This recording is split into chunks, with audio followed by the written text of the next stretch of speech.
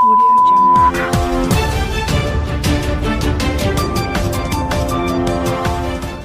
नमस्कार, ये रेडियो वर्षा है। अब आप पल्लव से वर्षा टाइम्स सुनिए।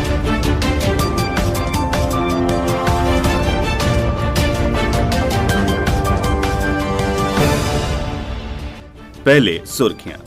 बिना मास्क के बाहर निकलने वालों पर होगी कार्रवाई, डीएम ने दिया सख्त निर्देश। चिकित्सक के साथ 7 और लोग मिले कोरोना पॉजिटिव। जिले में निर्मित होगा इलेक्ट्रिक सौदागृह और ऑफिस जा रहे शिक्षा विभाग के क्लर्क की गोली मारकर की गई हत्या। अब वर्षा टाइम्स विस्तार से। कोरोना के लगातार बढ़ते मामले और इसके फैलते दायरे को लेकर प्रशासन ने सख्त निर्देश जारी किया है। अब घर से बाहर निकलने वाले प्रत्येक व्यक्ति को मास्क पहनना अनिवार्य कर दिया गया है। कोरोना संक्रमण का फैलाव आम लोगों और दुकानदारों तक होने के बाद पूरे जिले में बगैर मास्क के घर से निकलने वाले लोगों की जांच के लिए बाकायदा टीम को तैनात कर दिया गया है। तैनात की गई टीम शहर से लेकर सुदूर ग्रामीण इलाकों के हाट बाजारों पर कड़ी नजर रखेगी ताकि इस आदेश का 100% अनुपालन सुनिश्चित किया जा सके। जिलाधिकारी अरशद अजीज ने आदेश का अनुपालन सख्ती से कराने का आदेश जारी किया है। हाल के दिनों में जिले में कोरोना वायरस संक्रमण का मामला लगातार तेजी से बढ़ रहा है, जिसे देखते हुए प्रशासन की ओर से मास्क की अनिवार्यता को सख्ती से पालित कराने के लिए कदम उठाया गया है। इसके तहत फल बेचने वालों से लेकर हर तरह के दुकानदार, कपड़ा, रेडीमेड, सब्जी, सफाई, किराना, डेयरी, दवा व कर्मी के साथ साथ दुकानों पर सामान की खरीदारी करने वाले पहुंचने वाले आम लोगों को भी मास्क का उपयोग करना अनिवार्य होगा। इस आदेश का अनुपालन नहीं करने पर संबंधित व्यक्ति को दंडित करने का निर्देश जारी किया गया है। सरकार ने संक्रमण के इस दौर में घर से बाहर निकलने वाले सभी को इसका अनुपालन करना अनिवार्य कर दिया है। स्वास्थ्य विभाग के निर्देश के बाद प्रशासनिक स्तर पर बिहार पुलिस के जवानों और पदाधिकारियों को इस आदेश का सख्ती से अनुपालन कराने का निर्देश दिया गया है। इसके अलावा जिला मुख्यालय से लेकर प्रखंड तक के बिना मास्क पहने निकलने वालों पर नजर रखने के लिए टीम भी बनाई गई है। अनलॉक 1 में कोरोना संक्रमण का दायरा लगातार बढ़ता रहा और ये अनलॉक 2 में भी जारी है। हर दिन नए इलाके में संक्रमित मरीज मिल रहे हैं।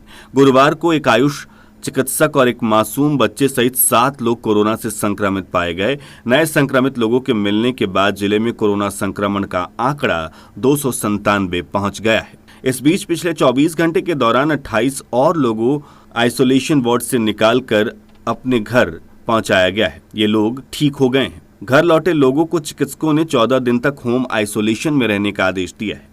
गुरुवार को संक्रमित मिले 7 लोगों को चिकित्सकों की टीम ने आइसोलेशन वार्ड में शिफ्ट कर दिया है। पिछले 10 दिनों से कोरोना संक्रमण प्रवासियों से बाहर निकलकर आम लोगों तक पहुंच गया है। इस बीच संक्रमित मिले कई लोगों का चैन भी नहीं मिलने से प्रशासन इस बात को लेकर आशंकित है कि कहीं इसका प्रसार समुदाय स्तर पर तो नहीं होने लगा है। ऐसे में प्रशासनिक देखरेख में रैंडम सैंपल कलेक्शन का कार्य प्रारंभ किया गया है। प्रशासनिक आंकड़ों के अनुसार पिछले 24 घंटे के दौरान जिले में 7 लोगों के संक्रमित मिलने के बाद इसका आंकड़ा 300 के करीब पहुंच गया है। हालांकि अच्छी बात यह है कि 28 लोग ठीक होकर घर लौट चुके हैं। गुरुवार को संक्रमित मिले लोगों में गोपालगंज में 4, सिद्धवलिया प्रखंड में 2 तथा बरौली प्रखंड में 1 व्यक्ति शामिल हैं। प्रशासनिक स्तर पर संक्रमित मिले 7 लोगों के परिवार के सभी सदस्यों के सैंपल प्राप्त कर उसकी जांच का निर्देश दिया गया है।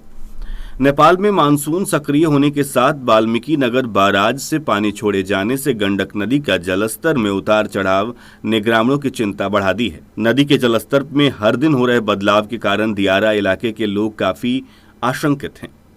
गंडक नदी की जलस्तर में बढ़ते और घटने का सिलसिला शुरू होने के साथ ही तटबंधों की बदहाली से इस इलाके में ग्रामीणों की धड़कनें भी बढ़ गई हैं। सदर प्रखंड से लेकर कुचायकोट, बैकुंठपुर प्रखंड के दियारा इलाकों के गांवों को बाढ़ से बचाने के लिए सारण मुख्य तटबंध है, तो कई स्थानों पर रिंग बांध भी बने हुए हैं। लेकिन कुछ स्थानों पर इन रिंग बांधों की दशा ने ग्रामीणों की नींद उड़ा रखी है। हालांकि प्रशासनिक स्तर पर तटबंध की निगरानी के लिए होमगार्ड जवानों की तैनाती की गई है। इसके बावजूद दियारा इलाके के लोग की चिंता कम होती नजर नहीं आ रही है। उधर सदर सीओ विजय कुमार सिंह ने बताया, सदर अंचलांतर्गत सारण तटबंध का निरीक्षण एसडीसी पिंकी कुमारी के साथ किया गया। यह निरीक्षण पतेरा घाट से लेकर मंगलपुर पुल के आगे रजवाही सिमराही तक किया गया। गंडक नदी का जलस्तर अभी कम है और कहीं भी रेन कट नहीं हुआ है। साथ ही बांध की मरम्मती का कार्य भी चल रहा है। अपने परिजन की मृत्यु होने के बाद अब शवदाह करने के लिए कचरे से भरे तालाब या घाटों पर नहीं जाना पड़ेगा। इसके लिए अब शहर में 2 इलेक्ट्रिक शवदाह गृह बनाए जाएंगे। इसके साथ ही शवदाह करने के लिए 1 दशक पूर्व बनाए गए मुक्तिधाम का भी कायाकल्प होगा, ताकि मुक्तिधाम की दशा को सुधारा जा सके। मुक्तिधाम के कायाकल्प पर भी लाखों रुपए की राशि खर्च किए जाने की योजना है। जिला मुख्यालय में वर्तमान समय में अरार पथ में मुक्तिधाम निर्माण करीब 1 दशक पूर्व कराया गया था, लेकिन पर्याप्त देखरेख के अभाव में इस मुक्तिधाम की दशा खराब होती गई। आज इस मुक्तिधाम की हालत खराब हो गई है। ऐसे में नगर परिषद ने शवदाह संस्कारों के लिए जिले में 2 स्थानों पर इलेक्ट्रिक शवदाह गृह बनाने की पहल की है, ताकि शहरी इलाके और आसपास के लोगों को शव के दाह संस्कार के लिए नदी किनारे जाने और जगह तलाशने की जरूरत न पड़े। सूत्रों की माने तो नगर विकास विभाग ने जिले में 2 स्थानों पर शवदाह गृह बनाने की मंजूरी दी है। इसके तहत निर्मित होने वाले शवदाह गृह में आधुनिक व्यवस्था उपलब्ध होगी। जिले में जिन स्थानों पर शवदाह गृह बनाने की योजना तैयार की गई है, उनमें अरार पथ स्थित मुक्तिधाम परिसर के अलावा जंगलिया स्थित शमशान घाट शामिल है। दोनों शवदाह गृह बनाने में करीब 2.5 लाख राशि का खर्च हो सकता है। उधर मुख्य पार्षद हरेंद्र कुमार चौधरी ने कहा है कि शहर में 2 जगहों पर शवदाह गृह का निर्माण होना है। इस बार का शवदाह गृह का निर्माण कार्य विभाग के दिशा निर्देश के अनुरूप कराया जाएगा। इसके लिए पूर्व से ही 2 स्थानों का चयन कर लिया गया है। मॉडल प्रारूप आते ही डीपीआर का कार्य प्रारंभ होगा। उधर हमारे थावे संवाददाता गौतम कुमार ने जानकारी दी है कि भीषण गर्मी में 3 घंटे बिजली सप्लाई बाधित होने से उपभोक्ताओं का पसीना निकल गया है। थावे प्रखंड के दर्जनों गांव में बिजली की सप्लाई बाधित रही है। बुधवार को बीती रात 10 बजे से पिपराही गांव के ट्रांसफार्मर में एकाएक आग लगने से बिजली सप्लाई ग्रामीणों ने बंद करा दिया। उस समय जबकि भीषण गर्मी पड़ रही थी, लोग अपने अपने घरों से बाहर निकलकर बिजली के आने का इंतजार करते नजर आए। 10 बजे मीरगंज पावर सब स्टेशन से चलने वाले थावे फीडर में बिजली की आपूर्ति बंद होने से भीषण गर्मी में उपभोक्ताओं को काफी परेशानी का सामना करना पड़ा। लगभग 3 घंटे तक बिजली सप्लाई बाधित रही। कनीय अभियंता बबलू कुमार ने बिजली आपूर्ति बंद रहने से दर्जनों गाँव में भीषण गर्मी के साथ साथ अंधेरा छाया रहने पर बताया कि बिजली मिस्त्री से रात में ही बनवा कर फिर से बिजली की सप्लाई शुरू करा दी गई। बार बार 11,000 तार में फॉल्ट आने से ये रुकावट हुई। उधर गर्मी के बढ़ते ही शहर मुख्यालय में भी बिजली की कटौती बढ़ा दी गई है। बुधवार को रात में बिजली की कटौती ज्यादा की गई और रात भर बिजली गायब रही, जिससे कई इलाकों के लोगों को काफी परेशानी का सामना करना पड़ा है। गोपालगंज जिले में विद्युत सप्लाई की ये विडंबना है कि जब भी गर्मी पड़ती है, विद्युत की सप्लाई सेवा बाधित हो जाती है। पंचदेवरी में हर बूथ 11 यूथ जोड़ने को लेकर युवा राजद ने अपनी पूरी ताकत झोंक दी है। गुरुवार को युवा राजद ने एक आवश्यक बैठक आयोजित कर चुनाव में फतह करने की रणनीति बनाई। बैठक के दौरान युवा राजद के अध्यक्ष अखिलेश यादव और पट्टू यादव ने कहा कि बिहार में अपराधियों का बोलबाला है, सरकार चुनाव में व्यस्त है और अपराधी आम जनता के जान के साथ तांडव कर रहे हैं। बैठक में राजद के 24वें स्थापना दिवस को लेकर विचार विमर्श किया गया। भारतीय लोक समता मंच के प्रदेश संयोजक सत्यानंद प्रसाद दांगी के द्वारा गोपालगंज जिले के जिला संयोजक के रूप में मिथिलेश कुमार गुप्त को मनोनीत किया गया। मिथिलेश कुचायकोट प्रखंड के गुलौरा गांव के रहने वाले हैं। मंच ने उन्हें जिला में संगठन को मजबूती प्रदान करते हुए विस्तारित करने का लक्ष्य दिया है।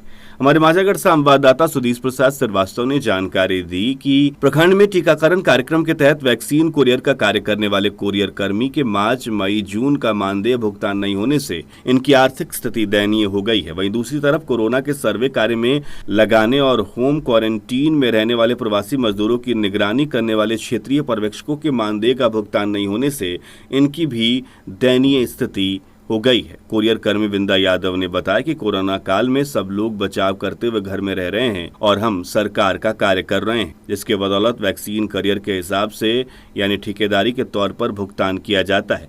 वो भी 6-6 माह पर कोरियर कर्मियों का मानदेय बनता है। आसमान छूने वाली महंगाई में 3,000 रुपए में वो कार्य करते हैं। इसमें भी भुगतान की देरी उनकी हालत को और खस्ता बना रही है। उन्होंने ये अपील की है कि जल्दी से जल्दी उनके मानदेय का भुगतान किया जाए। 21 दिसंबर तक अंडर 14 टूर्नामेंट में बिहार स्कूली क्रिकेट टीम का चयन किया गया है, जिसमें गोपालगंज जिले के बाबू बिशुनपुरा के स्वराज कुमार चयनित हुए हैं। इनके पिता मोहन शाह और माता प्रतिमा देवी इस चयन से काफी खुश हैं। उनका पठन पाठन मां शारदा शिशु पब्लिक स्कूल जादवपुर से हुआ है। स्वराज कक्षा 7वीं के छात्र हैं और काफी अच्छे क्रिकेटर बनकर उभर रहे हैं। इनके चयन के बाद से परिवार के साथ साथ गांव के लोगों में भी काफी उत्साह है। हथुआ थाना क्षेत्र के बरवा कपरपुरा गांव में 2 बाइकों पर सवार 4 अपराधियों ने गिट्टी के कारोबारी नागेंद्र सिंह के घर पर फायरिंग कर दहशत फैला दी। हालांकि फायरिंग में कोई हताहत नहीं हुआ। फायरिंग करने के बाद अपराधी एक पत्र छोड़कर फरार हो गए। इस घटना के बाद आक्रोशित ग्रामीणों ने हथुआ मीरगंज पथ को जाम कर प्रदर्शन शुरू कर दिया। सूचना मिलने पर मौके पर पहुंचे एसडीओ अनिल कुमार रमन और डीएसपी अशोक कुमार चौधरी ने ग्रामीणों को समझा बुझाकर शांत करा दिया। इस घटना को लेकर गिट्टी कारोबारी ने कुख्यात विशाल सिंह सहित अज्ञात अपराधियों के खिलाफ प्राथमिकी दर्ज कराई है। बताया जाता है कि बरवा कपरपुरा गांव निवासी बलिस्टर सिंह के पुत्र नागेंद्र सिंह गिट्टी के रैक कारोबारी हैं। गुरुवार की सुबह ही अपने घर पर बैठे थे, तभी 2 बाइक पर सवार होकर 4 अपराधी वहां पहुंचे और अंधाधुंध हवाई फायरिंग करने लगे। 7 राउंड फायरिंग करने के बाद अपराधी कुख्यात विशाल सिंह एंड कंपनी के नाम से एक पत्र छोड़कर फरार हो गए। इस घटना के बाद आक्रोशित ग्रामीणों ने बरवा मैदान के पास हथुआ मीरगंज पथ पर आगजनी कर सड़क को जाम कर दिया।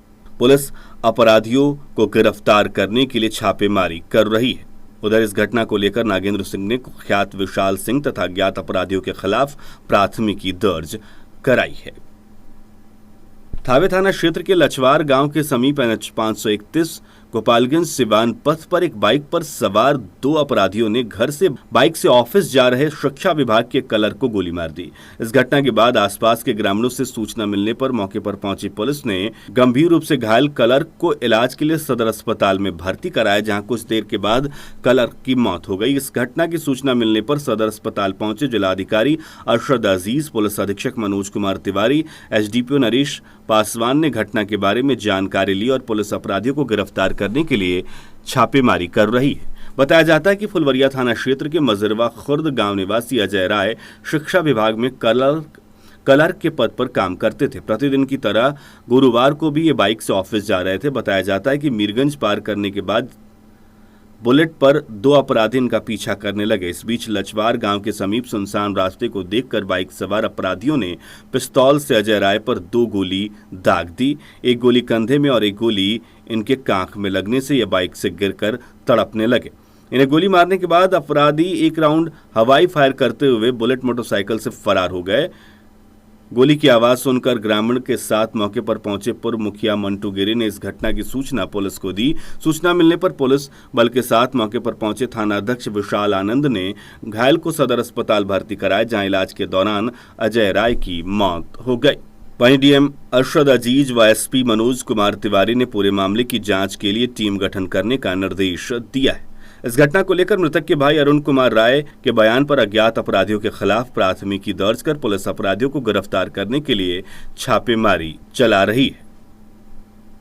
बुधवार की देर शाम बिशंबरपुर थाना क्षेत्र के सिपाया ढाला बाजार में एक ग्रामीण चिकित्सक के क्लिनिक पर फायरिंग करने तथा क्लिनिक में घुसकर 20 लाख रुपए रंगदार मांगने के मामले में चिकित्सक के बयान पर 4 अज्ञात अपराधियों के खिलाफ प्राथमिकी दर्ज कराई गई है। इस बीच इस घटना की जानकारी होने पर गुरुवार को ग्रामीणों का आक्रोश फूट पड़ा।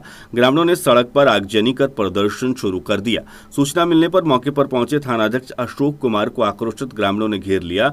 ग्रामीण अपराधियों की गिरफ्तारी की मांग कर रहे थे। बाद में थानाध्यक्ष के काफी समझाने तथा अपराधियों को जल्द गिरफ्तार करने का आश्वासन देने पर ग्रामीण शांत हो गए। इस घटना को लेकर पुलिस 4 युवकों को हिरासत में लेकर पूछताछ कर रही है।